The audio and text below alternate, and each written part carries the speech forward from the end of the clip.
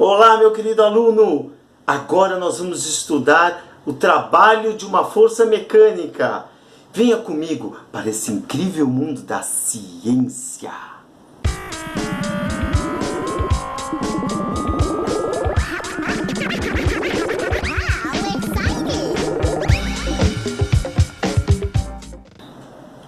Trabalho de uma força mecânica. Meu querido aluno, presta atenção no seguinte.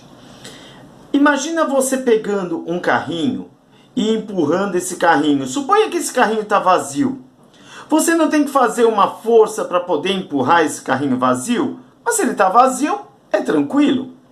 Agora imagina que esse carrinho está cheio de carga. Lotar, vamos pôr mais coisa aqui. Vamos lotar ele de carga nesse carrinho. Você concorda que você tem que fazer uma força maior? Quanto maior a força que você faz para empurrar esse carrinho, o que vai acontecer com você? Você vai cansar mais, você vai gastar mais a sua energia. Isso vai representar o trabalho, a quantidade de energia que você está gastando, a sua energia, para poder empurrar esse carrinho. Por outro lado, imagina que você pegou esse carrinho e empurrou uma distância só de 1 metro. Empurrou pouca coisa, 1 metro. Ou então imagina o seguinte, que você pegou esse carrinho e empurrou ele por 20 metros. Concorda que com 20 metros empurrando esse mesmo carrinho carregado de coisas, cansa muito mais?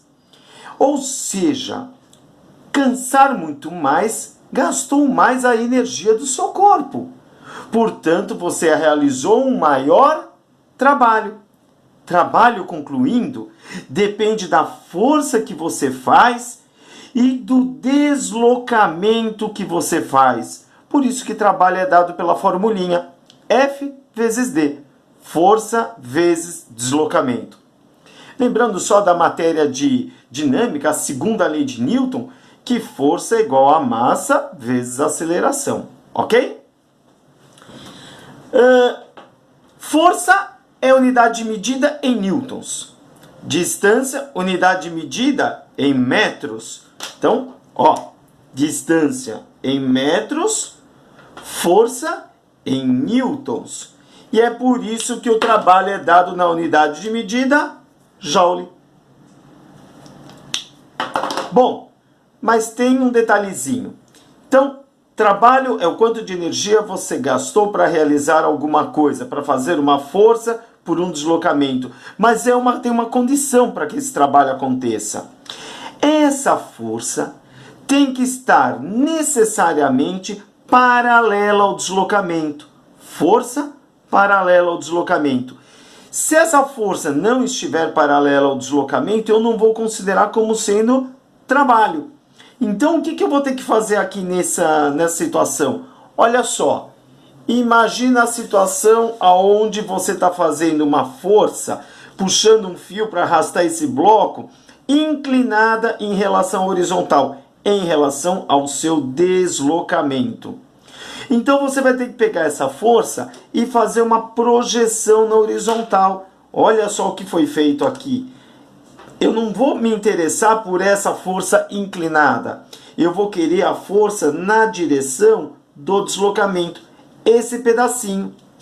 Cuja aplicação da trigonometria, você tem aqui esse ângulo de inclinação. Essa força é a força vezes cosseno do ângulo. Aquela formulinha que antes era trabalho igual a força vezes deslocamento, agora ela ficou trabalho igual a força vezes deslocamento vezes cosseno do ângulo, porque a gente projetou. Toda vez que a força estiver inclinada, você precisa incluir esse detalhe do cosseno do ângulo, ok? Um outro detalhe em relação ao trabalho é que se essa força estiver na mesma direção que o deslocamento, eu considero esse trabalho um trabalho positivo. Porém, se essa força estiver no sentido contrário ao sentido que você está se deslocando, esse vai ser considerado um trabalho negativo, porque ele não está ajudando a entrar em movimento. Uma força contrária ao deslocamento, ela está atrapalhando esse movimento, então ele é negativo. Tecnicamente, se você usar essa formulinha do cosseno do ângulo, até o valor de 90 graus, ele estava positivo. Cosseno de 90 é zero. Já já vamos falar sobre isso.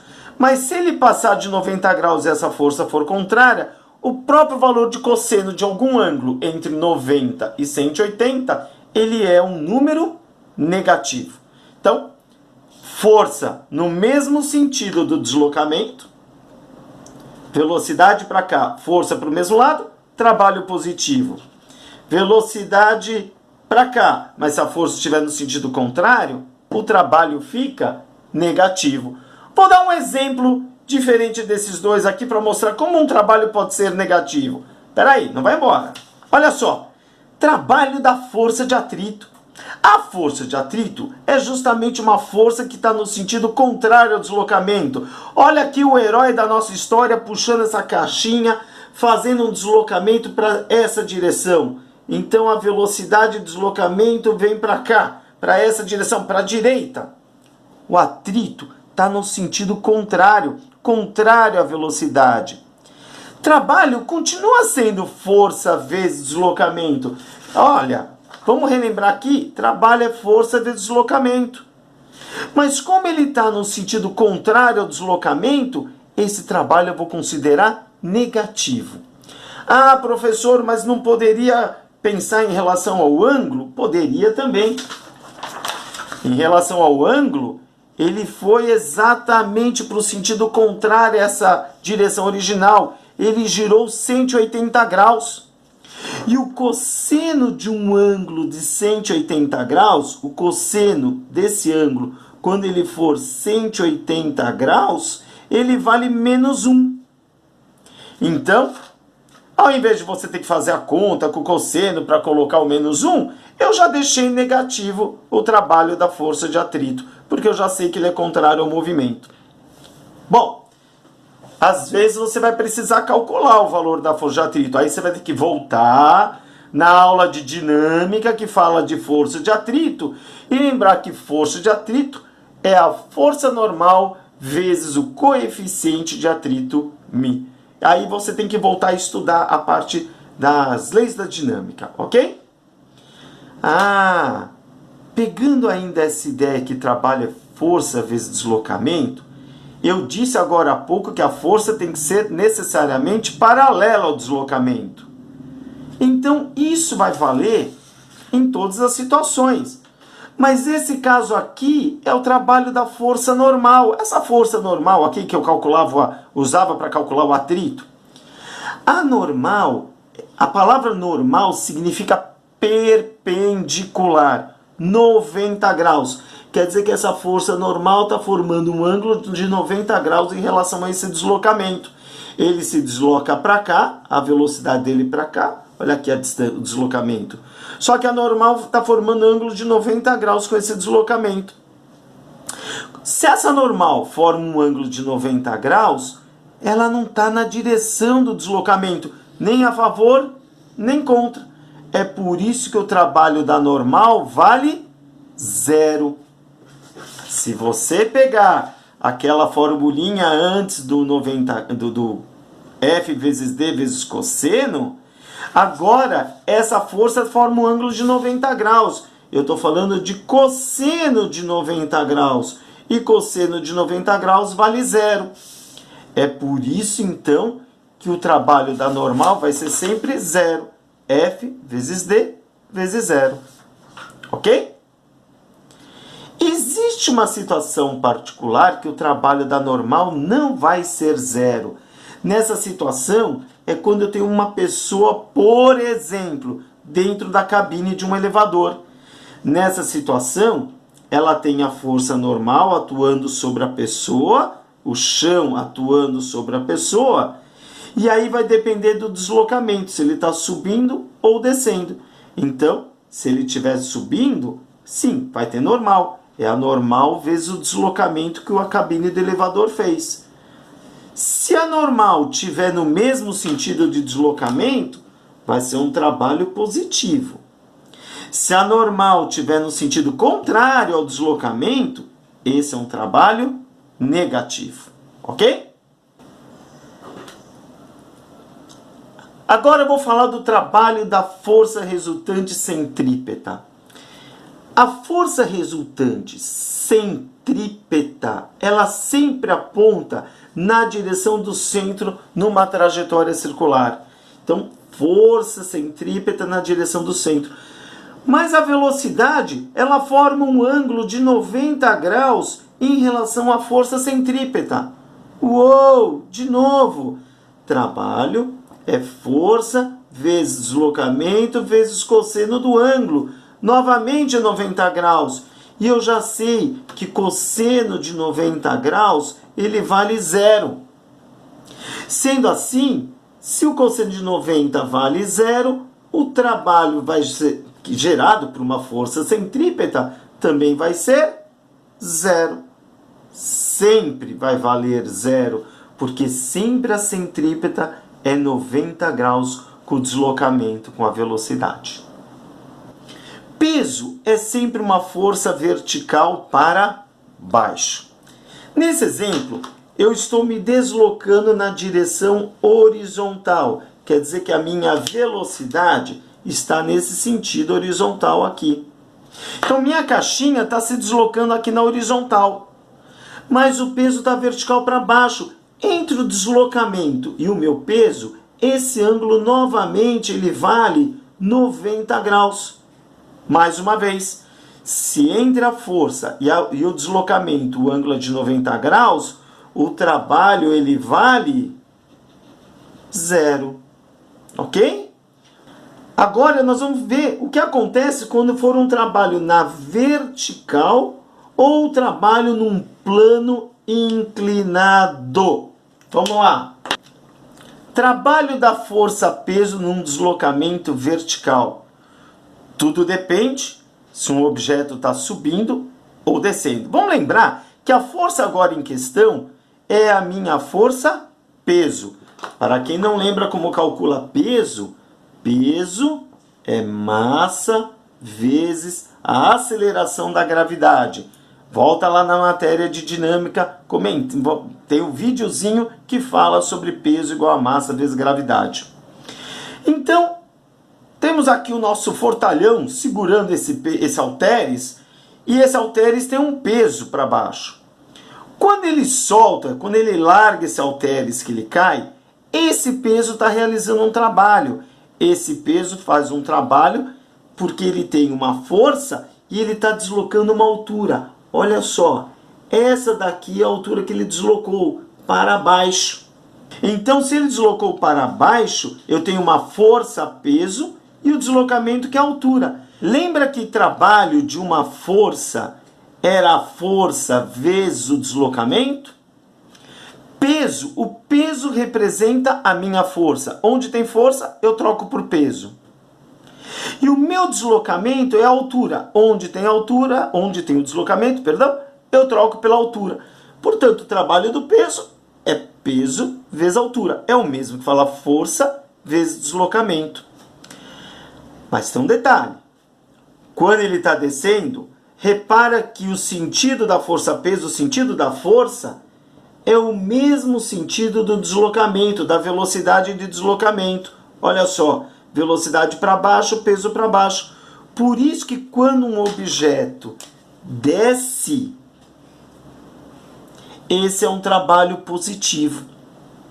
Da mesma maneira, seguindo o mesmo raciocínio, quando o fortalhão pega o objeto e levanta até aqui em cima, ele está subindo. Mas olha só, quando ele sobe, a força-peso está apontando para baixo, mas ele deslocou o objeto para cima. Então, em sentidos contrários, o deslocamento e a força. É por isso que o trabalho é negativo. Ok?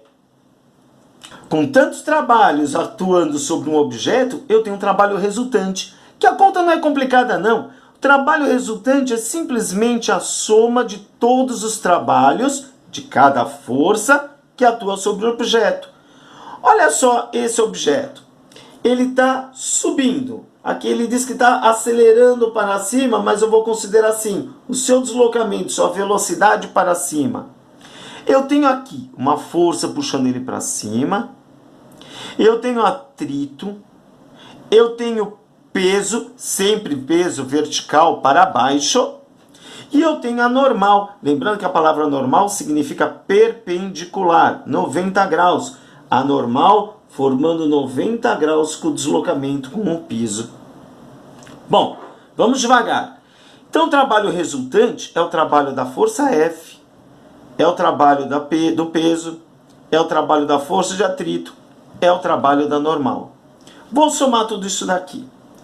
Primeiro eu vou calcular o trabalho do F. É força vezes deslocamento. Eu vou ter o valor do F e eu tenho esse deslocamento dele. Então eu vou fazer a força vezes essa distância que ele subiu. Depois eu vou calcular o trabalho do peso, que é peso vezes altura. Olha só, o peso, a altura está aqui. Por acaso, esse peso aqui, esse bloquinho está subindo. Se ele está subindo para esse exemplo, o peso está no sentido contrário ao deslocamento. Ele está subindo, mas o peso está para baixo. Para este exemplo, o trabalho do peso vai ser negativo. Ou seja, ao invés de somar, vou ter que subtrair. Trabalho da força de atrito. Trabalho da força de atrito. Atrito está sempre contrário ao movimento. Então, se ele está subindo, arrastando para cima e o atrito é contrário ao movimento, é um trabalho negativo. Então, é menos força de atrito vezes o deslocamento. E para fechar essa situação, o trabalho da normal. Esse é mais fácil. O deslocamento dele está nesse sentido do plano inclinado. Mas a normal está 90 graus com o deslocamento. Então, nessa situação que a normal forma 90 graus com o deslocamento, o trabalho da normal nem vai ter. Ele é zero. Ok? Detalhezinho. Para calcular o peso, eu precisei da altura. A altura está aqui, nessa direção. Para calcular a força F, o trabalho da força F, para calcular o trabalho da força de atrito, o bloquinho está se deslocando na direção aqui do D. Então, muitas vezes os problemas eles dão ou o valor do D ou o valor da H e esse ângulo. E precisamos achar uma relação matemática. Revisando um pouco de trigonometria, vamos lembrar que seno de um ângulo era o tal do cateto oposto dividido pela hipotenusa. Nesse tipo de exercício, quando for então um plano inclinado, o cateto oposto é o H, a hipotenusa é o D. Então, seno desse ângulo é o H sobre o D. Beleza? Primeira parte da nossa aula de trabalho de uma força mecânica é esse. Pega o vídeo agora da segunda parte de trabalho da força mecânica. Valeu, abraço!